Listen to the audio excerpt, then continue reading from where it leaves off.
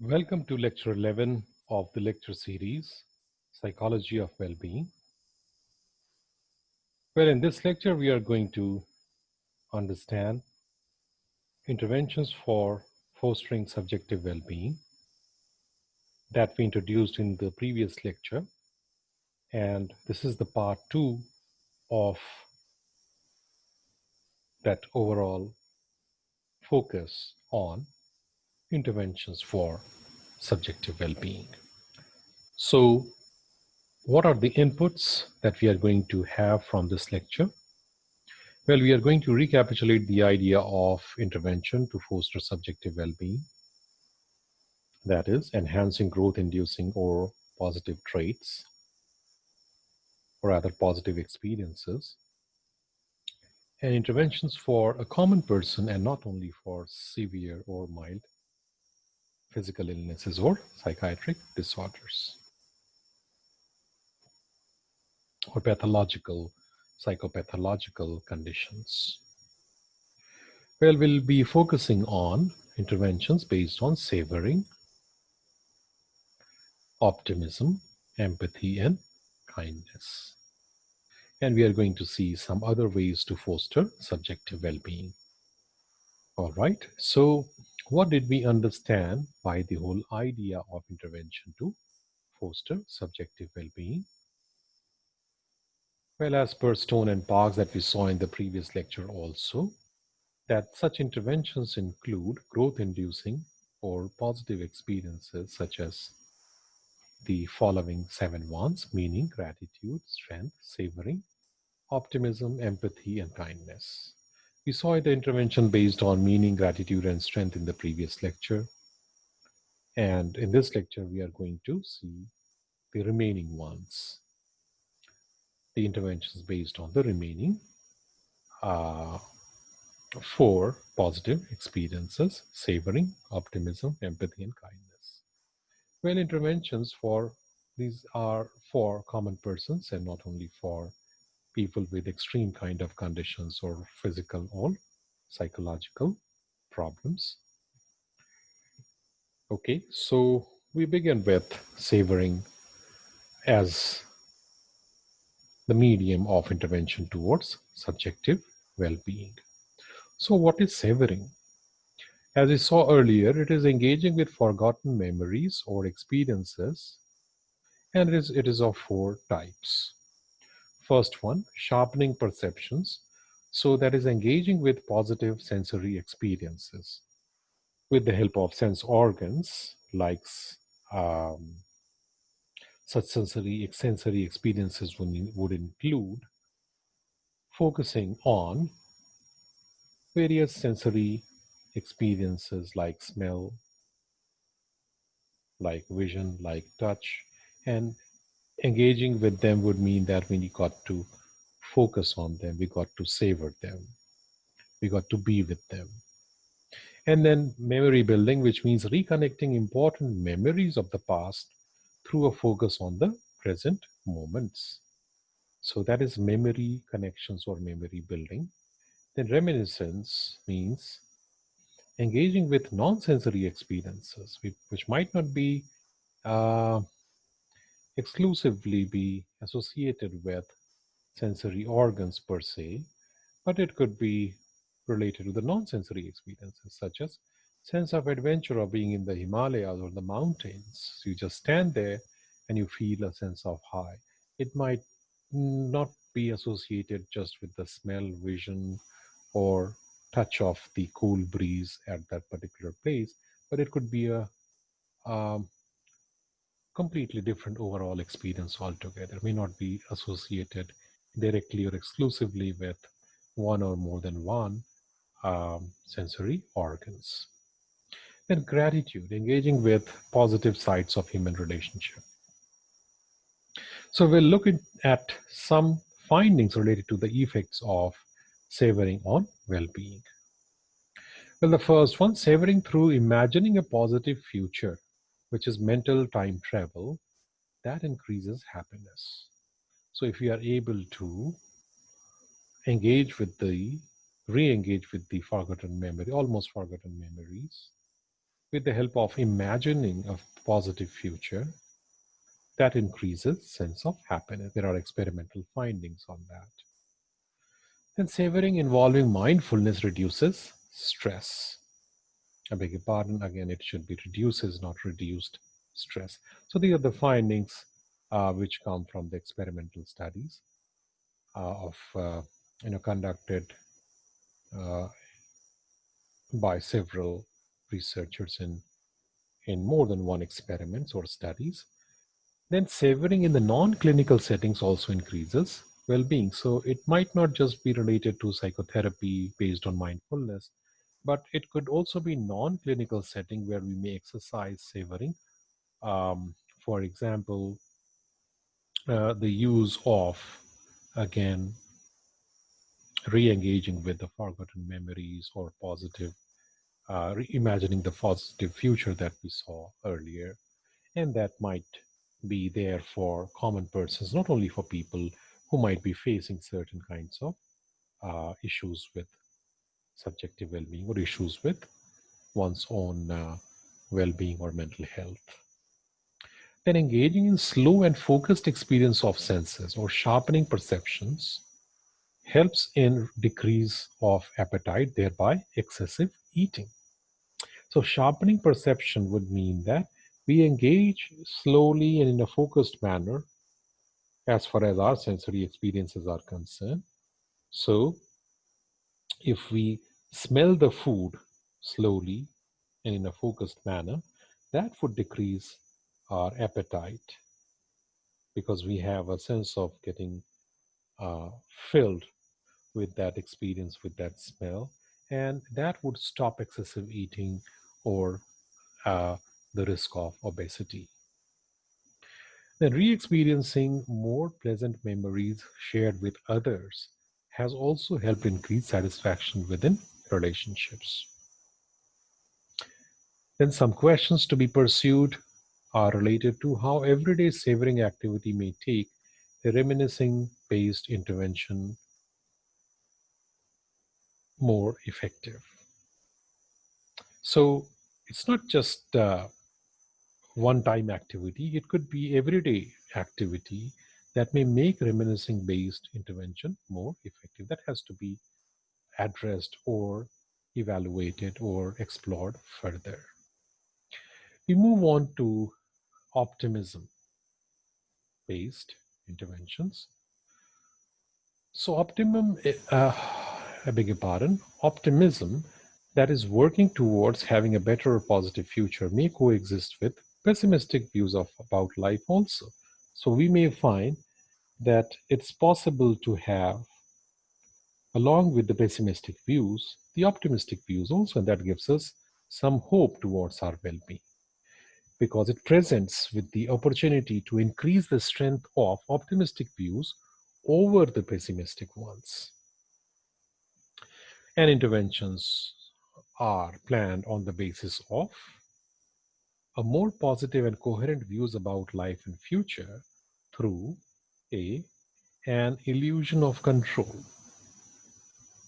That, and we have also seen that with the help of studies that non-depressed people may generally have better sense of control or the illusion of control. And then positive self-serving bias could also be associated with the non-depressed person. So a more positive, although it might seem to be unrealistic at times, it may just be related to hope or intuition, but still these could be positive and coherent views about life and future, and that may increase a sense of better well-being. Some important types of intervention may include best possible selves or BPS activity, that is, sharing one's thoughts on a future in which all desired goals and expectations are fulfilled. Again, it might seem to be hope, based on one's expectations getting fulfilled, at least imagining that and sharing our thought on such a future. But it does help us uh, get closer to those um, possibilities of a better life or future. It has been found effective this particular activity if one does it for 20 minutes a day for 4 days. And that's remarkable because if with such a little time or persistence during uh, those times for 4 days, we may find that it may be quite effective. Another activity is life summary, where one shares one thoughts on a future that came out to be as expected or that, better than the expectations. And if these activities are part of the intervention that has been effective, we find that there are some more work that has to be done in the area of optimism that revolves around trait versus state optimism. What does that mean? Interventions might sound unnatural for people who are low on optimism or who are low on the tendency or predisposition of being hopeful, being or having a sense of better life and future. Okay, so we move on to another intervention based on empathy, which is being able to connect with another person's thoughts or feelings. So, positive impact of resolution of conflict in the work setting that has been possible with the help of empathy based interventions that acts as an important mechanism to resolve conflict because one is able to take the perspective of the another person in terms of thoughts and feelings. Well, better productivity and relations if the employers are empathetic or empathic. So one can have a better motivation amongst people because the employees feel connected with the employers, and not only relationship within the organization improves, but productivity also improves because with that sense of connect that the employees feel with the employer, they are able to experience a heightened level of motivation to work. Intervention process may include number one, loving kindness meditation. What does it mean? Taking in initiatives and developing a deep sense of love for everyone. And it has led to improved sense of well-being. Self-affirmation is another technique where it is about one's skills as well as values increases or increasing sense of self-worth. So self-affirmation, reaffirming one's own skills and values increases one's sense of self-worth. And then question to be pursued in the empathy-based interventions are empathy in a competitive environment. Will that be conducive for a better sense of well-being?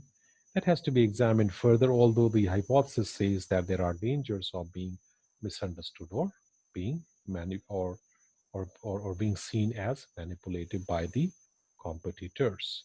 So that has to be explored further. The hypothesis has to be tested further. And we move on to the last kind of intervention that is based on kindness. Now, kindness is all about helping others. That may enhance positive feeling in the helper. And how is one of the questions that has been asked in the studies, or that has been taken up in the studies on kindness based interventions for subjective well being is that how is pro social spending or pro social spending of money beneficial to the helper? Well, it is beneficial through number one, relatedness, because it gives the helper a feeling that um, it allows the helper to feel close to other persons who have been helped by him or her. Then sense of competence, because the helper is able to create others' awareness of benefit from him or her or from the helper himself or herself. And then the pro-social spending has to be autonomous, out of choice, rather than being a forced act of helping. We also have evidence for the fact, or um, for this kind of pattern of findings, that greater frequency and novelty of the acts of helping others helps improve helpers' well-being, which basically means that again it has to be more frequent, the act of helping others. And we also have to uh, create some novelty as far as helping others goes. Um, one has to look at different ways, more novel ways of creating situations for a person to help others. So that has been found out to be important patterns as far as taking realistic intervention based um, uh, processes to improve helpers' well being goes. Then, importantly, the evidence on the impact of kindness based intervention to improve well being also tells us that there is an inverted U shaped curve between time spent in volunteering or helping others through volunteering and well being. So, we find that initially, if we spend lower amount of time, less amount of time in volunteering, our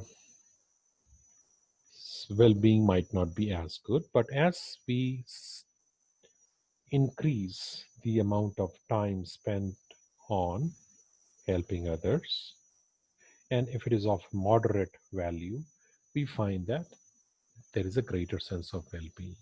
But if we spend too much time, that may not give us some time to spend on other important activities. So, as the time becomes more and more in terms of getting spent on volunteering or in volunteering, we find that well being would be lesser. That's the inverted U shaped relationship between time spent in volunteering and well being. Well, questions to be pursued here is A, effects of intrinsic motivation has to be studied further. That what happens if the person is intrinsically motivated? So interventions may or may not be needed for such people. B, when the helped person or the person who is helped is known or a stranger. So how does these kinds of interventions may vary in its impact on people? And then C, the effects of planned versus random acts of kindness. If we plan our act of kindness, then does it give us a better sense of well being to the helper? Or um, if it is random, it's not planned, then does it give us a better sense of well being for the helper? So these are the questions that have to be pursued further as far as kindness based intervention for fostering well being goes. So, we have seen in this lecture four different ways of planning interventions based also on kindness that we just now saw, besides the ones that have been based on other growth inducing experiences like optimism, like savoring, and gratitude, etc. So finally, we also have some other interventions, and we have evidence for the fact, or we have some experimental, scientific, and systematic findings on the role of hope and forgiveness, which have been found to be having generally a positive effect on well-being of people. So if I am more hopeful or if I forgive people, I have a better sense of, excuse me, I have a better sense of well-being. And then finally, we also see that there are several intervention plans, which now involve the use of mobile technology in disseminating intervention needs to be, um, and that has to be explored further.